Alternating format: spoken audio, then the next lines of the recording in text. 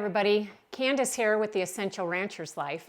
You know, it occurred to me that people starting out using essential oils don't know what a roller bottle is or why you would want to use one, but it's something that is very common in the essential oil world. So in today's video, I just wanted to jump on and show you how to make a roller bottle and how you would use it and why you would want to use it. Okay, so this is a roller bottle, all right? And this one happens to be 10 milliliters. They come in different sizes depending on how big you want it. Like I kind of like the 5 ml ones if I want to pack it in my pocket. But this is a very commonly used size in the essential oil world. So it's 10 milliliters. I like the ones with the stainless steel roller bottle, roller top on the end. And that's because these won't deteriorate from your essential oils. Some of them have plastic rollers, and those ones, over time, the essential oils, if they're left in your roller bottle for a long time, they can tend to deteriorate that plastic. So these are my preferred. Now, when you go to order these roller bottles, you can get them many places. I'll put a couple of links in the show notes below for the ones that I like. And they usually, if you get them in a pack, you can either add on one of these handy dandy little tools here, or you can buy them separate. Sometimes they come with the pack. But it has this awesome little cutout so that it's real easy to get underneath here and get your roller bottle top to pop off. Oops. And then you have that opening so that you can fill this with essential oils. Now, the reason we use roller bottles a lot with essential oils is because we're going to add fractionated coconut oil to this bottle after I put the essential oil in. And the reason we do that is we're diluting it down, okay? So a lot of times in oil, there might be a skin sensitivity to it, or you use it frequently or over a large area, and it's much easier to apply if you put it in a roller bottle. So for adults, generally, and it really depends on what you're trying to address, but we always kind of just eyeball and about a third oil for adults. This is a dilution for adults only. About a third of the bottle will be oil and the rest will be fractionated coconut oil. So I'm going to add about 30 drops of my oil to this bottle.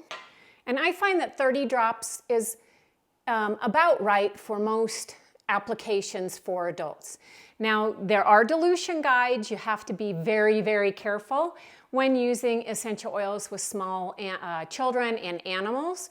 So I will post a link to a couple of dilution guides that will guide you as to how strong to make your essential oil roller if you're using it for anybody really, any people, and a dilution guide for animals. So hopefully that will help you out. All right, so I've added my oil, and now I'm simply going to add my fractionated coconut oil. Now this one I have has a pump spout, which makes it very easy. You want to just fill it right to the top of the rim there. Don't fill it all the way up or it'll squirt all over when you go to put your roller back in. So that's one tip. I will put a link also in the show notes of a good quality fractionated coconut oil. You always want to make sure and use a good quality fractionated coconut oil. We use coconut oil because it's coconut without the fat, okay? It's fractionated. The fat has been fractionated off of that coconut oil, so it's not super greasy. It doesn't contain fat, but it's going to help get this oil on us. And so I just shake it up just a little bit to mix up that oil and the fractionated coconut oil. And then, as hopefully you can see here, it's going to go on and be able to be spread on a surface area. So that's why we like to use roller bottles. The fractionated coconut oil allows us to spread it easily over a large surface. We can put it on our pulse points depending on the oil we're using. If you have one you just love the smell of and you want to use it as a pure fume, I call them, you can roll it on your pulse points everywhere. You can roll it on the back of your neck. Sometimes we use them on the bottom of our feet, but the reason we put it with fractionated coconut oil is it helps to keep that oil on longer. Oils will evaporate into the air pretty quickly.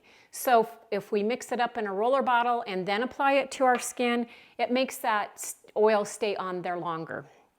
Now, the other thing that I do is I make a little label, and I have on this label how many drops and what I've put in to the roller bottle.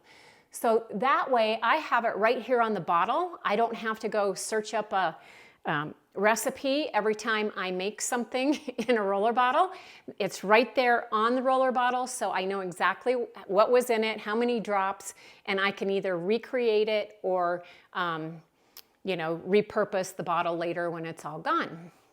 So that's the simple method for making a roller bottle. And I hope you guys got value out of this today. Check out the show notes below because there's some pretty good links in there. There'll be one for the fractionated coconut oil, a couple of links for roller bottles.